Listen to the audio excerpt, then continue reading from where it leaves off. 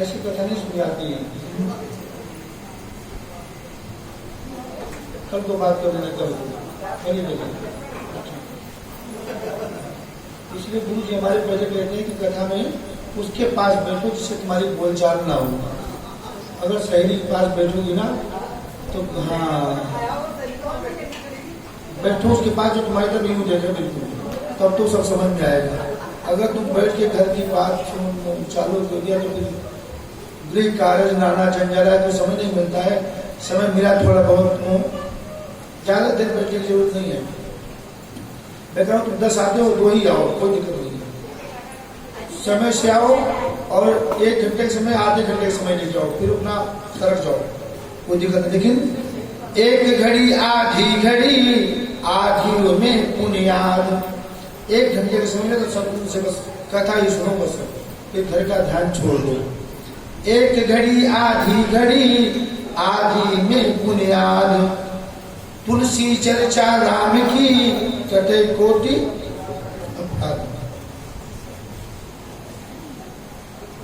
आध घंटे 1 घंटे आध घंटे 2 मिनट 10 मिनट 1 मिनट आधा मिनट जितना भी समय लग जाए उसको बहुत भावुक होकर के प्रेम से एकाग्र होकर के। कल आपने कथा में ये सुना था ना कि भक्तों ने भगवान से पूछा, व्यास जी से पूछा कि आप मुझे बताओ कि धुंधकारी कितना पाप किया था अपार, जिसने माँ बाप को सताया, जिसने पूरा जीवन माने पूरा जीवन लगा दिया नाम पर,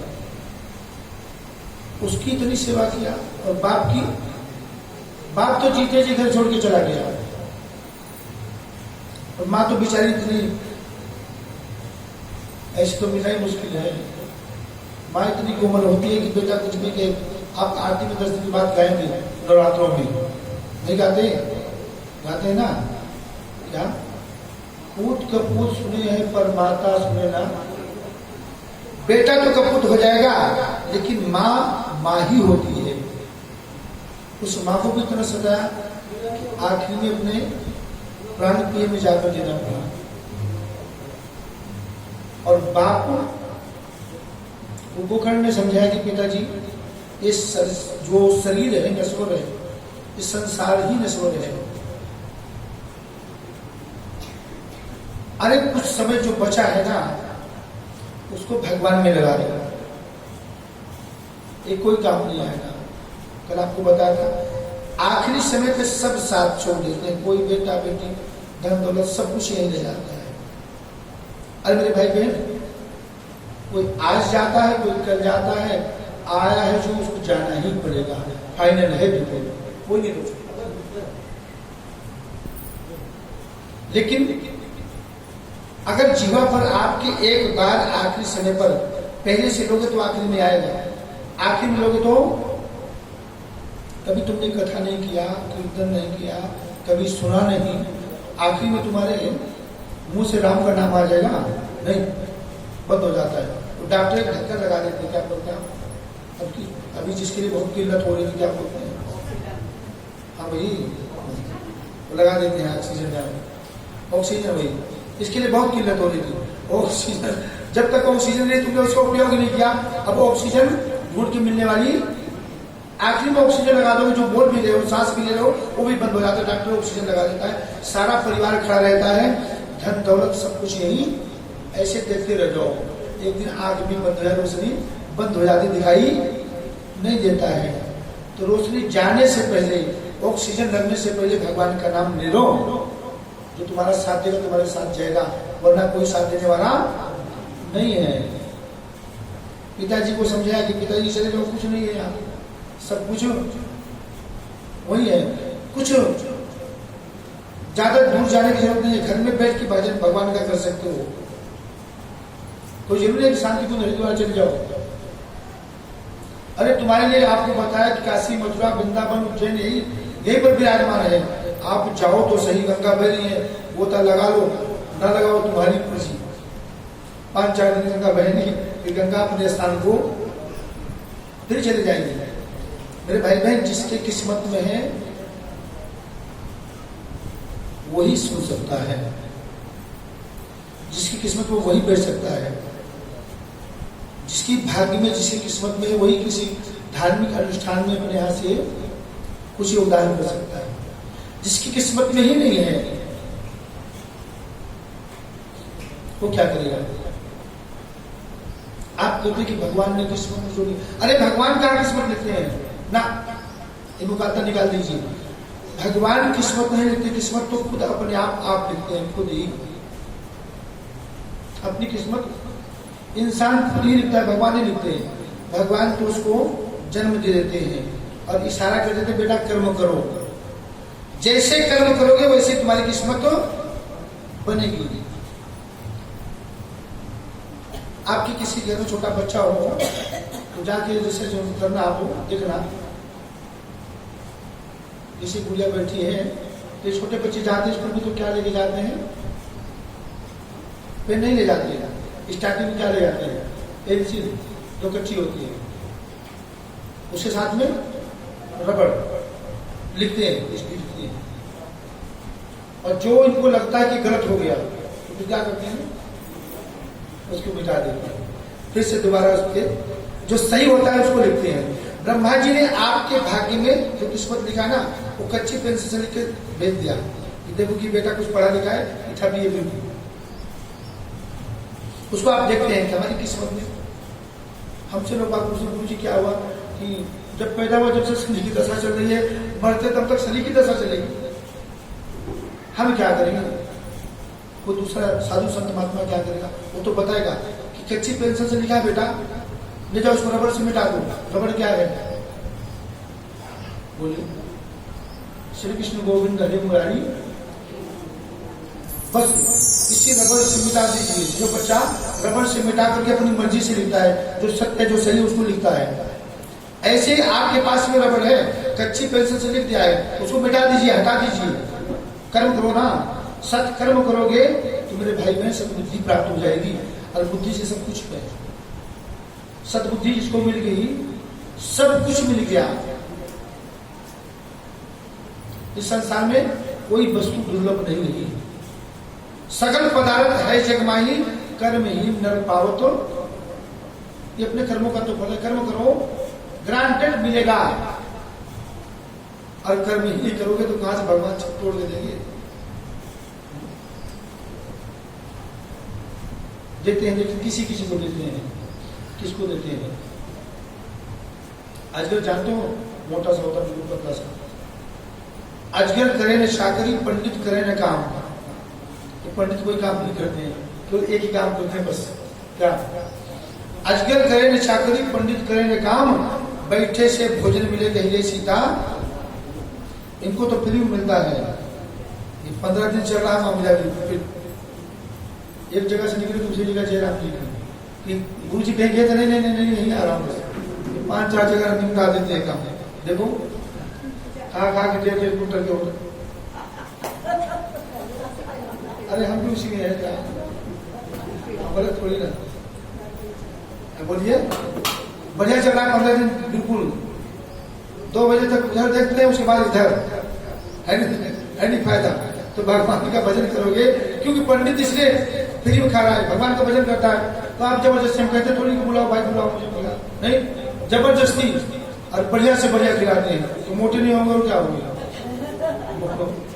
जब फ्री का खा रहे हैं कुछ करके खावे, अजगर करे ने चाकरी, अजगर भी जो सबसे मोटा होता है, पंडित करे ने काम, बच्चे से भोजन मिल जाइए सीता, आप भी भजो आपको भी मिलेगा, भाई कुछ तो करो, ज्यादा मत करो लेकिन कुछ तो करो मेरे भाई बहन, कुछ करोगे तो जरूर मिल जाएगा। इस संसार में कोई परमानेंट नहीं है, ना किसी के पास धन रहता है, ना बचपना रहता है, ना जवानी रहती है और ना बुढ़ापा रहता है। अजर अमर तो कोई है ही नहीं है, एक दिन सबको जाना पड़ेगा। लेकिन जाओ ऐसे कि तुम्हारे जाने के पास हम 10 आदमी हाथ भर के पछतावे कि भगवान कितना बढ़िया धर्मात्मा था, है? गौ की, ब्राह्मण की, संत की, समाज की, ये मोहल्ले में हमारे जितने भी आदमी हैं ये बेचारे सबकी सेवा सबकी सुखता था। हम तुम्हारे जाने के बाद, जो जाने के बाद जिसके लिए हम लोग सोचते हैं विचार करते हैं ना, तो मेरे भाई बहन वो जाता नहीं है, वो अमर हो जाता है। हमेशा जब तक रहेंगे धरती आसमाने तब तक लोग भाई वो ठाकुर द्वारा मंदिर बनवा के दिए बेचारे, अरे राम राम, बहुत बढ़िया आदमी थे, बताओ कथा चली थी जब चला था, इतना योगदान किया उन्होंने। योगदान धन से केवल नहीं होता, मन से भी होता है। नहीं पैसा नहीं धन है तो मेरे भाई बहन तन से करिए, वो भी योगदान है। तो किसी आज आपके पास पैसा है कल को नहीं रहेगा, पक्का है नहीं, कल को किसी और के पास चला जाएगा। आज तुम्हारे पास ताकत है, जवानी है, कल को बुढ़ापा आएगा, सत्य है, बिल्कुल अटल है, फिर तो मानो, फिर तो सुनो, फिर तो कुछ करो। इस संसार में कोई ना परमानेंट था, ना है और ना ही रहेगा। इसलिए परमानेंट रहने के लिए कुछ तो करना पड़ेगा मेरे भाई बहन। जब तक कुछ नहीं करोगे तब तक कुछ नहीं होगा, कुछ तो करना ही पड़ेगा, कुछ ना करो ना। हरि का भजन, देखिए आप साधु संत महात्मा हैं, हमको आपको हम बहुत सारे जने, ये हमारी बस का थोड़ी, मेरे तो एक चवन्नी में लगता है, झूठ नहीं बोलूं, एक चवन्नी गलती से मेरा नहीं लगता है, करने वाला देने वाला आपको भेज देता किसी न किसी को, आप ही लोग करवा दो, हम नहीं, हम तो क्यों यहाँ बैठ करके आपको जो ये बता। ये साधु संत महात्मा लोग होते हैं, इनके पास कोई फैक्ट्री चलती है नहीं, कोई दुकान है नहीं, बोलो है कोई फैक्ट्री इनके पास में, कोई सुविधा है ना, कुछ नहीं, बस एक चीज करते हैं, बस भगवान का भजन।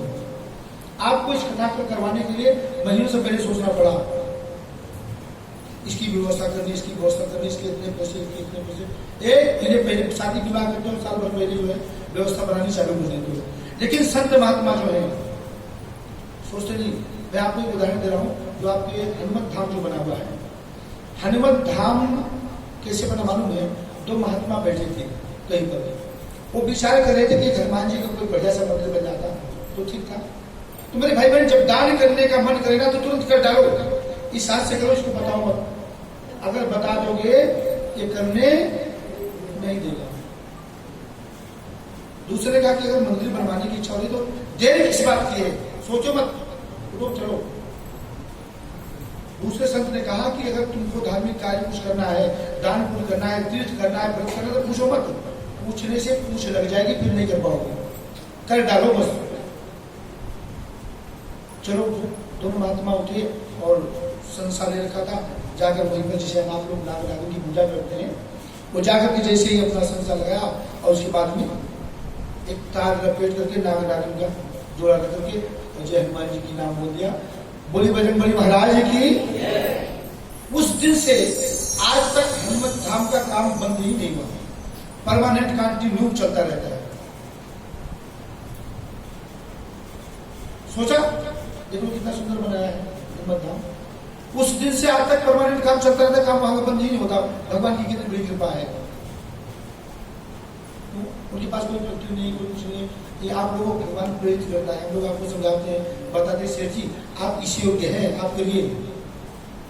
आपको भगवान प्रेरणा हमको देता है, हम आपको प्रेरित करते हैं और आप उस अनुष्ठान को पूर्ण करवाते हैं। वो एक ही काम करते हैं, उनके पास कोई देरी खुली है जो दिवस जलाते हैं नहीं। भक्ति का दीपक प्रेम की बाती, साधु संत करे दिन राती। वो भक्ति का दीपक जलाते हैं और प्रेम की बाती से भगवान की आरती। हमको आपको घी धूपबत्ती में माचिस चाहिए, कुछ नहीं, वो तो भक्ति का दीवा जला करके और आनंद लेते हैं। तो मेरे भाई बहन इसलिए कहते हैं कि आज है जो वो मेरे भाई बहन एक तो किराए का मकान है, आज तुम्हारे पास है, कल को किसी और के पास चला जाएगा, उसका सदुपयोग करिए, उसका आनंद लीजिए। धन दिया है तो, ताकत दिया है तो, पावर दिया है तो, बचपना दिया है तो, जवानी दिया, इसलिए भगवान ने सबका आनंद देने के लिए थोड़ा थोड़ा समय देते हैं। अब बचपने का आनंद ले लो, अब सोचो तो बचपना आ जाएगा, नहीं तो गया। उस दिन जवानी का आनंद लीजिए, तीर्थ यात्रा करो, दान पुण्य करो, कुछ कमाओ, खाओ, बनाओ, आने वाली पीढ़ी के लिए, समाज के लिए कुछ करके छोड़ के जाओ। जो समाज के लोग ये हो, हमारे भाई बहुत बड़ा आदमी थे, उन्होंने ऐसे, अगर किसी ने ना बनाया हो तो क्या हम आप इसके छत के नीचे बैठते? बहुत बड़े बलिदानी एक से दुनिया में पड़े हैं, उनकी कृपा से हम आप इस छत के नीचे बैठे हैं। भगवान की बहुत बड़ी कृपा कि जो आज हम चलकर यहाँ तक आए हैं। तो मेरे भाई बहन उसका उपयोग करिए, नहीं करोगे तो एक दिन हाथ करके चला जाना पड़ेगा। और अड़ोस पड़ोस के लोग, कॉलोनी के लोग, मोहल्ले के, गांव के लोग कहते हैं कि बस चला गया, मोहल्ला साफ हो गया, गंगा जल से पवित्र हो गया। ऐसा करके मत जाओ, ऐसा करके जाओ तुम्हारे जाने के बाद में याद रखे, तुम्हारा नाम अमर हो जा। शरीर से जाता है लेकिन उसका सब कुछ नहीं रहता है, अमर हो जाता है। जगत में कोई न परमाने, जगत में कोई न परमाने, जगत में कोई न परमाने, जगत में कोई न परमाने, कोई न परमाने, जगत में कोई न परमाने। तेल चमेली चंदन साबुन, तेल चमेली चंदन साबुन, चाहे लगा लो सेंट, जगत में कोई न परमाने, जगत में कोई न परमाने, कोई न परमाने। जगत में कोई न परमाने, जगत में कोई न परमाने। तेल चमेली चंदन साबुन, तेल चमेली चंदन साबुन, चाहे लगा लो सेंट, जगत में कोई न परमाने, जगत में कोई न परमाने, जगत में कोई न परमाने, जगत में कोई न परमाने। संसार में कोई परमानेंट है? बोलिए, है कोई परमानेंट? रह सकता है? नहीं रह सकता है। सामने देखिए, जोरदार ताली बजाइए। परमानेंट है, कहीं नहीं गए, यहीं पर है। बोलो ऐसे क्यों करें? बोली बोली बोली महाराज की संभालते हो, सुधारते हो, पता नहीं क्या क्या लगा दो, बहुत सुंदर। अरे जितना सुंदर इन्होंने बना दिया उतने बहुत है, ज्यादा कोशिश मत करो। एक दिन मिट्टी से बना है, मिट्टी में तेल चमेली चंदन साबुन चाहे लगा लो, इम्पोर्टेंट वाला लगाते हैं, तुमको लगाने से सुंदर हो जाओगे। चाहे लगा लो संत जगत में, यहाँ पर जो आया है उसको जाना ही पड़ेगा। आवागमन लगी दुनिया में,